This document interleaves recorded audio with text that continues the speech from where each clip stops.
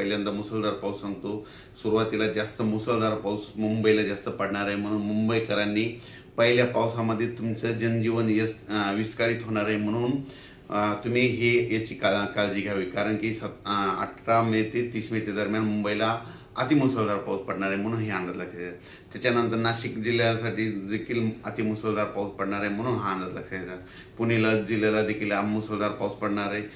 कोल्हापूर जिल्हा, सातारा जिल्हा, सांगली जिल्हा, त्याच्यानंतर संपूर्ण कोकणपट्टी मुसळधार पाऊस पडणार आहे, म्हणजे 18 मे ते 30 मेच्या दरम्यान, म्हणून त्यांनी सगळ्यांनी सतर्कतेची काळजी घ्यायची. आणि राज्यात सांगायचं झालं तर नगर जिल्ह्यात देखील मुसळधार पाऊस पडणार आहे, बीड जिल्ह्यात देखील पडणार आहे, त्याच्यानंतर संभाजीनगरला पडणार आहे, जळगावला पडणार आहे, त्याच्यानंतर जळगावला पडणार आहे, इकडं बुलढाणा, अकोला, अमरावती तिकडे देखील मुसळधार पाऊस पडणार.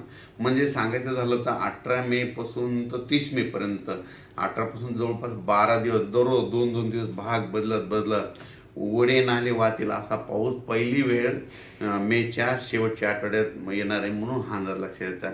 मग सांगायचं झालं तर पूर्व विदर्भ, पश्चिम विदर्भ, दक्षिण महाराष्ट्र, उत्तर महाराष्ट्र, कोकणपट्टी, खानदेश, मराठवाडा सगळीकडेच म्हणजे जोराचा पाऊस पडणार आहे. कोणतंही गाव याच्यातून वंचित राहणार नाही, म्हणून हा अंदाज लक्षात येतात.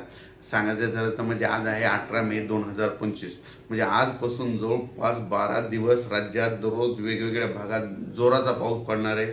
वड्याला पाणी येणार आहे, नाल्याला पाणी येणार आहे, नदीला देखील म्हणजे ना त्याच्यानंतर 22 मे ते 30 मे दरम्यान नद्याला देखील पाणी येणार आहे, म्हणून हा अंदाज लक्षात येतात. म्हणजे बऱ्याच काही अशा नद्या येतात त्यांना देखील म्हणजे वडे नाले वाहणार आहेत, म्हणून हे लक्षात घ्यायचं. आणि नद्याला देखील पाऊस येणार आहे, म्हणून हा अंदाज लक्षात येतात. पण काय झालं आहे, परिस्थिती अशी की महाराष्ट्रातल्या शेतकऱ्याचे आणखीन शेतं दुरुस्त नाहीत. शेतकऱ्याला सांगू इच्छितो, ह्या म्हणजे 12 दिवसामध्ये काही भागामध्ये पाऊस नसणार, त्यावेळेस तुम्ही काय करा, रोटावेटर, कल्टिवेटर करून तुम्ही तुमचे शेत तयार करून ठेवा. कारण की राज्यामध्ये म्हणजे 18 मे ते 30 मेचा खूप जोराचा पाऊस पडणार आहे. एवढा मान्सूनपूर्व पाऊस तुम्हाला कधी पाहायला भेटणार नाही. इतका पाऊस हा तुम्हाला या ठिकाणी दिसणार आहे. हा मुसळधार पाऊस तुम्हाला सांगायचं झालं तर कोल्हापूर जिल्ह्याला खूप पडणार आहे, त्याच्यामुळे कोल्हापूर देखील नदीला पाणी येणार आहे, म्हणून कोल्हापूरवाल्याने लक्षात द्यायची. पुणे जिल्ह्याला देखील झोडपून काढणार आहे. पुणे जिल्ह्यामध्ये देखील अतिमुसळधार पाऊस पडणार आहे.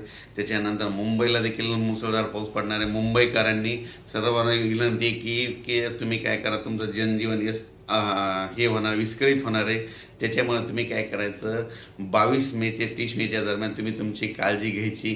घराच्या बाहेर निघताना जरा काळजी घ्या, कारण की खूप जोराचा पाऊस पडणार आहे. नाशिकला खूप पडणार आहे, उत्तर महाराष्ट्रात खूप पडणार आहे.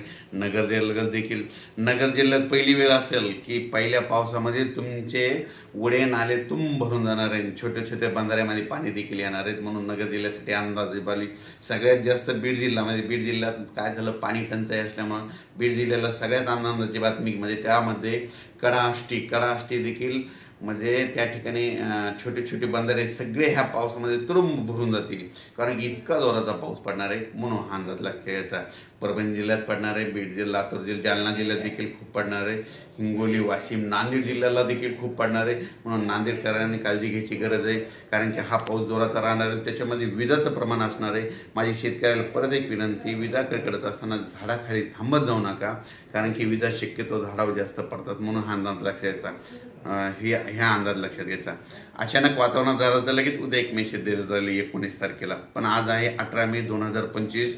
मी आता हरिद्वारहून दिल्लीकडे जात आहे आणि या ठिकाणी मुद्दामून आपल्या महाराष्ट्रातल्या शेतकऱ्याला हा अंदाज दिलेला आहे. धन्यवाद.